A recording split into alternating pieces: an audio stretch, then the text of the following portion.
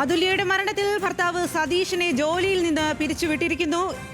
ഇക്കാര്യം സതീഷിനെ അറിയിച്ചു. സ്വകാര്യ കമ്പനിയിൽ സൈറ്റ് എഞ്ചിനീയറായി ജോലി നോക്കുകയാണ് സതീഷ്. ഇപ്പോൾ 1 വർഷം മുൻപാണ് ജോലിയിൽ പ്രവേശിച്ചത്. ഇപ്പോൾ അതുല്യയുടെ ഭർത്താവ് സതീഷിനെ ജോലിയിൽ നിന്നും പിരിച്ചുവിട്ടിരിക്കുന്നു എന്നുള്ള വാർത്തയാണ് വരുന്നത്. സ്വകാര്യ കമ്പനിയിലെ ജീവനക്കാരനായിരുന്നു, സൈറ്റ് എഞ്ചിനീയർ ആയിരുന്നു സതീഷ്. അവിടെ നിന്നുമാണ് ഇപ്പോൾ സതീഷിനെ പിരിച്ചുവിട്ടിരിക്കുന്നത്. ഇന്ത്യൻ കോൺസുലേറ്റ് അതുല്യയുടെ മരണത്തിൽ ഇടപെടുകയും ചെയ്തു. അതുല്യയുടെ മരണത്തിൽ ഇടപെട്ടിരിക്കുകയാണ് ദുബായിലെ ഇന്ത്യൻ കോൺസുലേറ്റ്. അതിനു പിന്നാലെയാണ് ഭർത്താവ് സതീഷിനെ കോൺസുലേറ്റിലേക്ക് വിളിപ്പിക്കുകയും ഇപ്പോൾ സതീഷിനെ ജോലിയിൽ നിന്നും ഷാർജയിലെ ജോലിയിൽ നിന്നും പിരിച്ചുവിട്ടു എന്നുള്ള വിവരം കൂടി വരുന്നത്. സ്വകാര്യ കമ്പനിയിൽ സൈറ്റ് എഞ്ചിനീയറായി ജോലി നോക്കുകയാണ് സതീഷ്. അതുല്യയുടെ മരണത്തിൽ വലിയ തരത്തിലുള്ള പ്രതിഷേധങ്ങൾ നാട്ടിൽ ഉയർന്നിരുന്നു. ഭർത്താവിനെതിരെ ഗുരുതരമായിട്ടുള്ള ആരോപണങ്ങളാണ് ഉയർന്നത്, പരാതികളാണ് ഉയർന്നത്. കൊടിയ ഗാർഹിക പീഡനമാണ് അതുല്യ വീട്ടിൽ അനുഭവിച്ചത്. അതിന് പിന്നാലെയാണ് അതുല്യ ജീവൻ ഒടുക്കിയത് എന്ന തരത്തിലാണ് പുറത്തുവരുന്ന വിവരങ്ങൾ. അതിന് പിന്നാലെയാണ് ഇപ്പോൾ സതീഷിനെ ജോലിയിൽ നിന്നും പിരിച്ചുവിട്ടു എന്നുള്ള വാർത്ത വരുന്നത്. വിവരങ്ങളുമായി ഷമീറാണ് കൊല്ലത്തു നിന്നും ചേരുന്നത്. ഷമീർ, സതീഷിനെ ജോലിയിൽ നിന്നും പിരിച്ചുവിട്ടിരിക്കുകയാണ്. എങ്ങനെയാണ് ഇക്കാര്യത്തിൽ ഒരു ഇടപെടൽ ഉണ്ടായിരിക്കുന്നത്? നമ്മൾ ഇതുമായി ബന്ധപ്പെട്ടുള്ള വാർത്തകൾ കഴിഞ്ഞ ദിവസം വലിയ രീതിയിൽ ഇന്ത്യയിലെ മാധ്യമങ്ങൾ ചർച്ച ചെയ്ത സാഹചര്യത്തിലാണ് ഇത്തരത്തിൽ ഇയാളുടെ സ്വഭാവ ദൂഷ്യം അടക്കമുള്ള ഡിജിറ്റൽ തെളിവുകളൊക്കെ തന്നെ ഈ കമ്പനി അധികൃതർ കണ്ട സാഹചര്യത്തിലാണ് ഇത്തരത്തിൽ ഇയാളെ ഈ കമ്പനിയിൽ നിന്നും ഇപ്പോൾ പിരിച്ചുവിട്ടിരിക്കുന്നത്. ഇയാൾ കഴിഞ്ഞ ഒരു വർഷം മുമ്പാണ് ഈ കമ്പനിയിൽ പ്രവേശിച്ചത്. ആ കമ്പനിയിലെ സൈറ്റ് എഞ്ചിനീയർ ആയിരുന്നു. എന്തായാലും ഇത്തരത്തിലൊരു സ്വഭാവ ദൂഷ്യമുള്ള ഒരാളെ ജോലിയിൽ തുടരാൻ അനുവദിക്കേണ്ട എന്ന കമ്പനിയുടെ HR വിഭാഗം തീരുമാനിക്കുകയായിരുന്നു. അങ്ങനെയാണ് അത്തരത്തിലൊരു നടപടിയിലേക്ക് ആ കമ്പനി നീങ്ങുന്നത്. ഇതുമായി ബന്ധപ്പെട്ടുള്ള വിവരങ്ങൾ, അതായത് അയാളെ ടെർമിനേറ്റ് ചെയ്തുകൊണ്ടുള്ള ലെറ്റർ ഉൾപ്പെടെയുള്ള കാര്യങ്ങൾ സതീഷിന് നൽകിയിട്ടുണ്ട്. സതീഷ് അത് കൈപ്പറ്റുകയും ചെയ്തിട്ടുണ്ട്. എന്തായാലും ഇതിനിടെ ഇന്ത്യൻ കോൺസുലേറ്റ്, അതായത് കഴിഞ്ഞ ദിവസം തന്നെ ഇന്ത്യൻ കോൺസുലേറ്റ്, ഇന്ത്യൻ എംബസി തുടങ്ങിയ ഏജൻസികളൊക്കെ തന്നെ സമാന്തരമായി ഈ കേസ് അന്വേഷിക്കുകയും ചെയ്തു.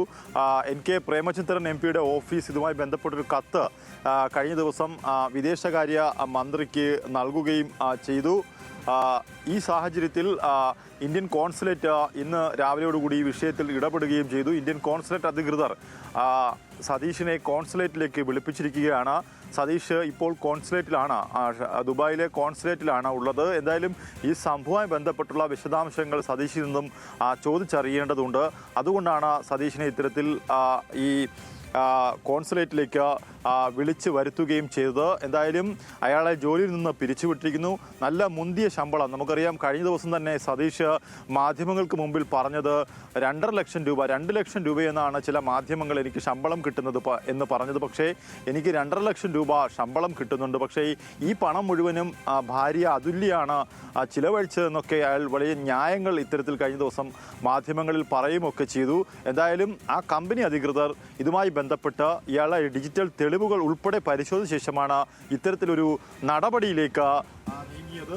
എന്തായാലും അതുമായി ബന്ധപ്പെട്ട് ഇയാൾ ആ നടപടി നേരിട്ടു. ആ ലെറ്റർ അയാൾ കൈപ്പറ്റിയിട്ടുണ്ടെന്ന് നമുക്ക് സ്ഥിരീകരിക്കാൻ കഴിയുന്നു.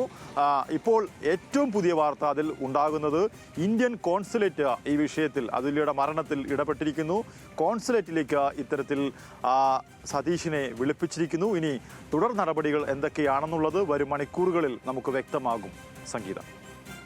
ഷമീർ, അത് തന്നെയാണ്, തുടർ നടപടികൾ എങ്ങനെയാണ് എന്നുള്ള കാര്യത്തിലാണ് ഇനി ഇപ്പോൾ തീരുമാനമാകേണ്ടത്. ഇന്നലെ സതീഷ് മാധ്യമങ്ങളോട് പ്രതികരിച്ച സമയത്ത് പറഞ്ഞത് താൻ ചെയ്ത കാര്യങ്ങളെയൊക്കെ പൂർണ്ണമായും ന്യായീകരിക്കുന്ന രീതിയിലുള്ള പ്രസ്താവനകളാണ് നടത്തിയത്.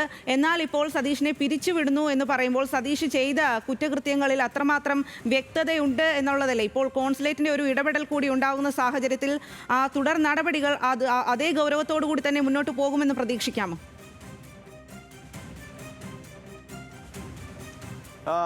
സ്വാതി, ഇത്തരത്തിൽ ഈ കുടുംബം ഇത്തരത്തിൽ ഇന്ന് ഇന്ത്യൻ എംബസിക്കും അതുപോലെ ഇന്ത്യൻ കോൺസുലേറ്റിനും അവർ പരാതി നൽകുമെന്ന് കഴിഞ്ഞ ദിവസം രാത്രി തന്നെ നമ്മൾ സംസാരിച്ചപ്പോൾ അവർ പറഞ്ഞിരുന്നു. ആ പരാതി ഇപ്പോൾ നിലവിൽ ഇമെയിൽ മുഖാന്തരം കോൺസുലേറ്റിന് മുമ്പിൽ ഉണ്ടായിരിക്കാം. അത്തരത്തിൽ ആ പരാതി പോയിട്ടുണ്ടാകാം. പക്ഷേ ഇന്നലെ വൈകിട്ട് തന്നെ ഈ കുടുംബം NK പ്രേമചന്ദ്രൻ MP യുടെ ഓഫീസിലേക്ക് പരാതി നൽകി. ഈ മരണത്തിൽ സത്യസന്ധമായ അന്വേഷണം നടത്തണം, ഇതിലെ ദുരൂഹത നീക്കണം, അതുപോലെ കേന്ദ്ര വിദേശകാര്യ മന്ത്രിയെ ഉൾപ്പെടെ വിവരം അറിയിക്കണമെന്ന് ആവശ്യപ്പെട്ടുകൊണ്ടാണ് ആ കുടുംബം ഇന്നലെ MP യുടെ ഓഫീസുമായി ബന്ധപ്പെടുന്നത്. MP അപ്പോൾ തന്നെ അതിൽ ഇടപെടുകയും കോൺസുലേറ്റ് ജനറലുമായി സംസാരിക്കുകയും ചെയ്തു. ഒരു കത്ത് ഇത്തരത്തിൽ കോൺസുലേറ്റിന് നൽകുകയും ചെയ്തു. എന്തായാലും ഇതിൽ ഏറ്റവും പ്രധാനപ്പെട്ട കാര്യം കോൺസുലേറ്റും എംബസിയുടെയും ഒരു ഇടപെടൽ കൂടുതലായി സാധ്യമായാൽ മാത്രമേ അവിടുത്തെ നിയമങ്ങൾ, ഷാർജയിലെ നിയമങ്ങൾ, ഇത്തരത്തിൽ ഈ കുട്ടി എങ്ങനെയാണ് മരണപ്പെട്ടത്, ഈ ആത്മഹത്യ പോലുള്ള കാര്യങ്ങൾക്ക് അറബ് രാജ്യങ്ങളിൽ അത്ര പ്രസക്തി ആ കേസ് അന്വേഷണത്തിൽ നൽകുകയില്ല എന്ന കഴിഞ്ഞ ദിവസങ്ങളിലൊക്കെ തന്നെ നമുക്കറിയാം. അത് വിഭജികയുടെ മരണത്തിൽ ഉൾപ്പെടെയുള്ള കാര്യങ്ങളിലും നമ്മൾ റിപ്പോർട്ട് ചെയ്തിട്ടുള്ളതാണ്. അതുകൊണ്ട് ഇതിൽ കൂടുതൽ വ്യക്തമായ അന്വേഷണം നടത്തണം. ഇയാളുടെ പങ്ക് വ്യക്തമാക്കുന്ന തെളിവുകളുണ്ട്. ആ തെളിവുകളുടെയൊക്കെ ശരി, അതുതന്നെയാണ് ഷമീർ. ഇക്കാര്യത്തിൽ കൂടുതൽ കാര്യങ്ങൾ വ്യക്തമായി വരേണ്ടതുണ്ട്.